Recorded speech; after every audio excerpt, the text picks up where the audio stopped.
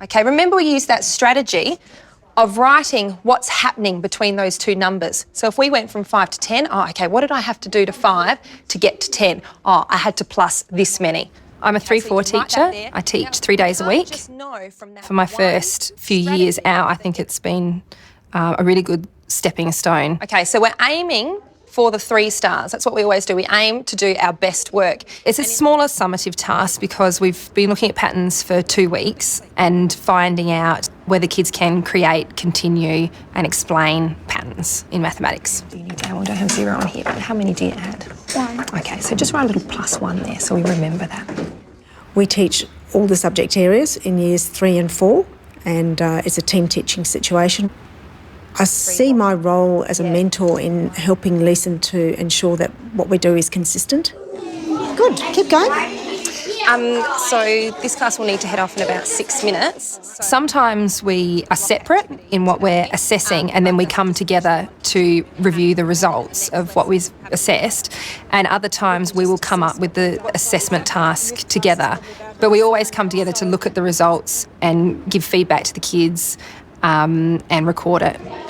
Thank you very much, Rebecca. Beautifully done. Ta. I'm happy with the variety that I gave them in just having one shot at repeated addition, another shot at growing addition, and seeing that made it clear whereabouts they were in whether they could figure out the complex patterns as opposed to just repeated patterns. Maybe sort them into the ones that have understood and able to make the pattern and write the rule. The final one was a multiplication task with some larger numbers. Yes. So that is probably more on the year 4 side. So if we see year 3s completing that, then that would be them advancing above their level. Yep. So I wouldn't be expecting to see all of the year 3s be getting those. I find it useful in having discussions about those students that are more difficult to position. So the ones that are borderline in where they are. His language is clumsy in explaining the pattern itself, but he still does. He understands what it is that he needs to do, but has difficulty expressing it. Yeah. So, and when we look back at some of the other tasks that he's done, he has understood how to do it, how to continue a number pattern, which is what this is. But it's just writing the rule that's clumsy for him. And here as well. And there as well. There's the inconsistency there. So he's, he's working at a satisfactory level for. Yes. But certainly not any extension at this stage. So if we put him there.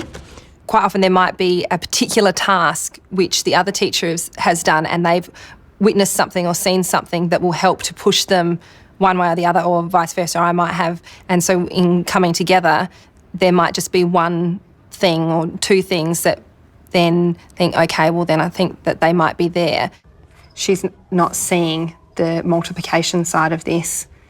And her working out is incorrect, so she's been led down the wrong way with that. The interesting thing is, in addition, she does continue it.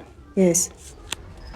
So maybe when the numbers are a bit more complex, they've obviously it's going up by 1. When that's quite simple, they can see that pattern quite easily. But she's sort of thought maybe, this one's a bit harder, and then gone and looked for what she knew, which was the core that you talked about the other day. When and if they find that they agree with what I have found, it is reaffirming to myself that I am on the right track and that the moderation of that assessment is happening then. So I think her number abilities are still above where a year 3 should be, but perhaps her effort is a little bit below.